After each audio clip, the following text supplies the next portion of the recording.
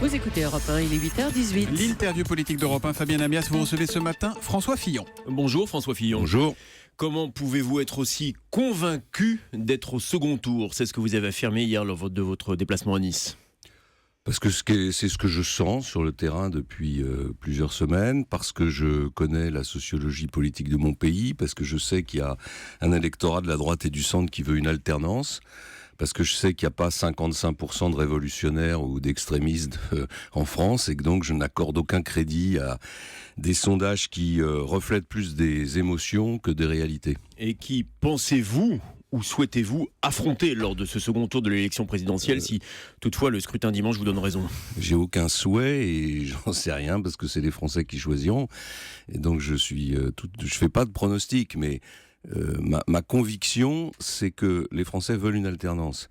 Et il y a que moi qui propose une alternance. Il y a des alternances révolutionnaires ou des alternances radicales complètement hors de propos comme celle de Madame Le Pen, et puis il y a la poursuite de la politique actuelle avec Emmanuel Macron. Donc voilà, l'alternance, elle ne peut s'exprimer qu'à travers ma candidature. Il reste 5 jours pour convaincre avant le second tour.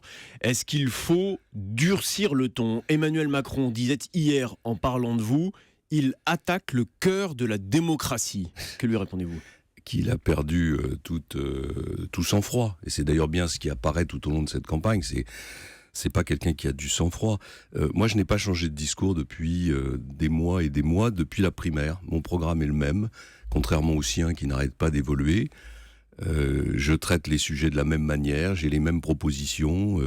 Et les seules évolutions qu'il y a eu dans mon programme, c'est plutôt des évolutions pour l'assouplir ou l'adoucir sur quelques sujets, notamment sur la sécurité sociale et le remboursement de mes amis. Donc, des frais de santé. Vous voyez, il n'y a pas de durcissement aucun. Mais Emmanuel Macron, comme d'autres d'ailleurs, par exemple, et c'était dans son meeting hier, il s'en prend notamment à votre lien avec Sens commun. Il dit: dans la République que nous aimons, l'intérêt général, la laïcité, notre histoire n'ont pas le visage de Sens commun. Vous envisagez réellement, parce qu'une de vos phrases l'a laissé entendre la semaine dernière, de nommer des membres de Sens commun dans votre gouvernement si vous êtes élu ? D'abord, je n'ai pas composé de gouvernement parce que je trouve que ce serait très arrogant de composer un gouvernement alors même que le premier tour de l'élection n'est pas passé et qu'il y a cette incertitude qui Oui, mais plane. vous avez une idée de l'architecture politique La deuxième chose que j'ai dit et que je répète devant vous aujourd'hui, c'est que je ne supporte pas la police de la pensée. Voilà.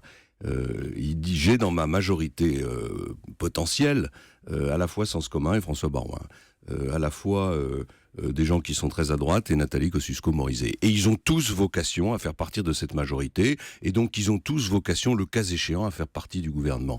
Et vous voyez, mais alors le flou par moment idéologique que vous reprochez à certains candidats, dont Emmanuel Macron, dont on ne sait pas forcément toujours où il se situe, est-ce que c'est pas le même que vous vous appliquez finalement en disant: je peux travailler avec un tel et une telle, même s'ils n'ont absolument pas les mêmes idées ? Mais bien sûr, c'est comme ça qu'on gouverne un pays, c'est en ayant une majorité de Français. Il n'y a pas de majorité de Français si on reste uniquement sur un créneau idéologique. Mais je vais ajouter une chose, c'est que je pense que si je gagne cette élection présidentielle, ça sera en grande partie à cause de cette police de la pensée. Je pense que les Français ne supportent pas cette idée qu'il y a des Français de seconde zone. Voilà, un Français de sens commun, comment dirais-je, un Mélenchonien, ça vaut 4 fois un Français de sens commun. Qu'est-ce que ça veut dire ?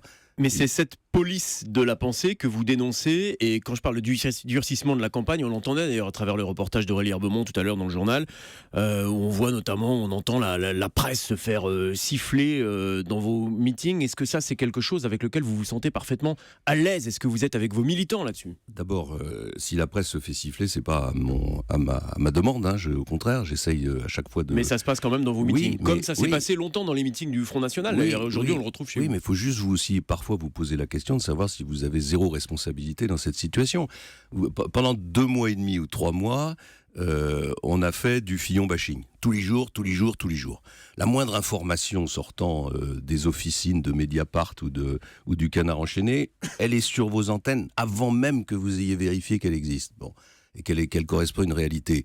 Donc il y a un peu de colère chez des militants qui sont des hommes et des femmes engagés, qui ont eu l'impression à un moment que la victoire allait leur échapper, que l'alternance n'aurait pas lieu, que j'allais même peut-être être contraint à retirer ma candidature. Donc ils sont crispés, ils sont parfois très en colère.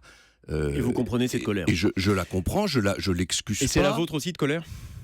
Non, parce que mon objectif, c'est de gagner cette élection présidentielle et de diriger le pays. Et pour diriger le pays, il faut rassembler tout le monde. À Nice, hier soir, dans votre discours, vous avez placé l'identité au cœur de votre projet. Vous considérez aujourd'hui que l'identité française est menacée ? Il y a en tout cas une partie des intellectuels, des élites du pays qui considèrent que c'est quelque chose de dépassé, hein, et qui sont favorables à une forme de multiculturalisme, ou alors à un regard porté sur notre histoire qui est un regard qui est celui de la repentance et du regard pénitentiel. Moi, je pense que pour aller de l'avant, pour réussir, pour se donner un avenir, il faut qu'on soit fier de notre pays. Et pour être fier de notre pays, il faut regarder notre histoire avec un regard global. Et quand on regarde les grandes nations qui réussissent bien, on s'aperçoit que finalement, elles n'ont pas ce regard critique sur l'histoire, sur l'identité. On peut être à la fois fier de son passé et ouvert sur le monde. La France, c'est une nation européenne, puis en même temps, c'est une nation qui a une histoire universelle et une histoire unique. Et pour dire les choses clairement, puisque c'est l'un des sujets phares de cette élection présidentielle, est-ce que aujourd'hui, à vos yeux, l'immigration telle qu'elle est pratiquée en France menace nos racines ? Non, c'est pas l'immigration qui menace nos racines, c'est une forme de démission. Ou en tout cas les flux migratoires ou les volumes migratoires tels qu'ils sont aujourd'hui. Non, l'immigration doit être régulée parce que nous avons une situation économique, une situation sociale, une offre de logement, etc., qui ne nous permet pas d'accueillir autant de gens que ceux qui voudraient venir chez nous. Régulé mais pas suspendu. Marine Le Pen encore proposait hier un moratoire immédiat sur l'immigration légale. On doit accueillir des étudiants, nos hôpitaux ne fonctionneraient plus s'il n'y avait pas des médecins étrangers. Donc on ne peut pas suspendre l'immigration légale. Il n'est pas question de suspendre l'immigration, il est question de la réguler, c'est-à-dire de faire voter. Moi, ce que je propose, c'est que comme au Canada, on fasse voter chaque année par le Parlement un quota maximum de personnes qu'on accueille en fonction de nos capacités. Mais ce qui menace notre identité, c'est pas l'immigration, c'est la démission de nos propres... C'est notre propre démission par rapport à notre identité et à nos valeurs et à notre histoire. Si on est fier de son identité, si on la défend, si on défend notre histoire, on intègre plus facilement les étrangers. Comment est-ce que vous voulez intégrer des étrangers si vous n'avez rien à leur offrir ? Vous ne pouvez pas leur dire bienvenue nulle part. Vous êtes dans un pays qui n'a pas d'histoire ou dont la seule histoire est une histoire qu'on critique. Donc voilà, il faut être fier de son histoire si on veut intégrer les étrangers. Hier soir, vous avez affirmé vouloir faire la guerre au totalitarisme islamique. Comment est-ce qu'on pratique cette guerre ? Et est-ce que ça sous-entend qu'aujourd'hui, toutes les mesures ne sont pas prises pour lutter contre ce totalitarisme ? Oui, vous savez bien, je l'ai dit 20 fois, y compris sur votre antenne. La première chose à faire, c'est d'avoir une alliance internationale pour éradiquer pas seulement l'État islamique, mais tous ces mouvements qui, du Pakistan jusqu'à l'Afrique occidentale, essayent de prendre le pouvoir. Et pour ça, il faut accepter une alliance avec les Russes, avec les Iraniens, avec tous ceux qui sont en mesure... Mais si on reste sur notre territoire, François Fillon, est-ce qu'il faut par exemple, et ça vous l'avez laissé entendre tout au long de votre campagne, et pour poser les choses clairement maintenant, puisqu'on vote dans 5 jours, est-ce qu'il faut envisager par exemple une mise sous tutelle des organisations qui encadrent l'islam en France ? Je vais beaucoup plus loin. Moi, je suis pour l'interdiction de tous les mouvements qui se réclament du salafisme ou des frères musulmans. C'est les mouvements qui prônent le djihad en réalité, et qui attaquent les valeurs de la République et qui disent ouvertement que leur objectif, c'est de faire tomber un système, une démocratie qui ne correspond pas aux valeurs qui sont les siennes. Donc il faut dissoudre ces mouvements-là. Et s'agissant de l'islam en France, l'immense majorité des musulmans français n'ont qu'une envie, c'est de vivre en paix dans notre pays. Il faut donc les aider à se débarrasser des intégristes. Ce qui pose problème aujourd'hui, c'est la montée à l'intérieur de l'islam d'un mouvement intégriste qui est d'ailleurs très largement alimenté par l'extérieur, par des penseurs, des théologiens qui... en général d'ailleurs résident en Arabie Saoudite et dans les pays du Golfe. Y compris avec un contrôle administratif, et dans ce cas-là, éventuellement revenir ou sur la loi de 1905 telle qu'elle existe aujourd'hui. Non, il n'y a pas besoin de revenir sur la loi de 1905, on peut contrôler les prêches et vérifier que ces prêches ne sont pas contraires à la loi française, c'est-à-dire aux valeurs républicaines qui sont les nôtres.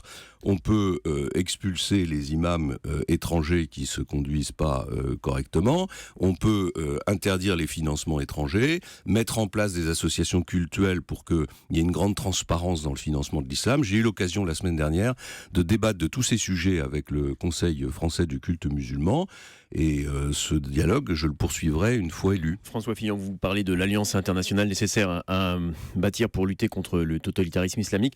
Propos d'international, est-ce que Donald Trump a bien fait de féliciter Erdogan pour sa victoire en Turquie ? Je ne sais pas très bien comment analyser l'attitude du président américain. Elle est changeante, elle est inattendue, elle est imprévisible. Et en tout cas, elle m'inspire un commentaire. Plus que jamais, l'Europe doit reprendre son indépendance. Oui, mais... Et la France doit faire entendre sa voix. Je ne suis pas sûr que c'était utile que le président américain se précipite pour féliciter M. Erdogan qui est en train de faire reculer la démocratie dans son pays. Utile peut-être pas sur ce sujet, mais sur celui et sur les nombreux sujets dont s'est saisi Donald Trump ces derniers jours. Il y a quelques jours, évidemment, l'intervention, le bombardement en Syrie après l'attaque à l'arme chimique, une bombe lâchée sur les troupes de l'EI en Afghanistan, les propos durs sur la Corée du Nord en ce moment. Finalement, cet interventionnisme de Donald Trump, ce retour des États-Unis comme gendarme du monde, ça vous inquiète ? Il impose que la France ait une voix indépendante. Moi, je n'accepterai jamais le retour d'une guerre froide entre les deux plus grands arsenaux nucléaires du monde, que sont les États-Unis et la Russie. Et dans ce cas-là, il ne faut pas choisir son camp comme au bon temps de la guerre froide, où il y avait la Russie face aux États-Unis. Il ne faut pas choisir son camp, il faut que la France soit une voix indépendante, qu'elle se fasse entendre au Conseil de sécurité, qu'elle prenne des initiatives pour essayer d'éviter la guerre. Donald Trump, honnêtement, a une attitude aujourd'hui qui est imprévisible et qui est donc d'une certaine façon dangereuse, en tout cas qui représente un danger pour la paix. Oui, mais... On ne peut pas intervenir militairement partout dans le monde sur une émotion, sur une décision. C'est comme ça que les guerres ont commencé partout. Oui, mais vous vous en référez au Conseil de sécurité et vous le savez parfaitement, le Conseil de sécurité est entravé systématiquement par le veto russe qui bloque toute intervention. Mais le veto russe bloque toute intervention parce qu'on ne parle pas avec les Russes aussi. Voilà, donc il suffirait... si on prend l'exemple de ce qui s'est passé en Syrie, la logique ça aurait été qu'il y ait une enquête, qu'on sache qui a donné les ordres, qu'on prenne des décisions pour punir ceux qui ont donné des ordres et qu'ensuite on bombarde. C'est la vieille méthode du Far West, on tire et on discute après. Marine Le Pen, ce matin dans le Figaro, déclare que face à Emmanuel Macron, le vote utile, c'est elle et non pas le vote Fillon. Pour vous, c'est quoi le vote utile ? Et comment est-ce que vous le définiriez ? Le vote utile, c'est l'alternance, et l'alternance, c'est moi. C'est pas Madame Le Pen qui a un programme économique qui mettrait le pays par terre en moins de 6 mois. Et c'est pas Monsieur Macron qui change de position tous les jours et qui apparaît plus que jamais comme un clone de François Hollande. Si vous êtes au second tour face à Marine Le Pen, vous appellerez la gauche à voter pour vous ? Et si je suis au second tour face à Marine Le Pen, les Français prendront leurs responsabilités. Il n'y a pas pour moi de gauche et de droite, il y a un peuple français et il se déterminera. Merci beaucoup François Fillon d'être venu ce matin en direct sur Europe 1 et à demain Fabien. À demain.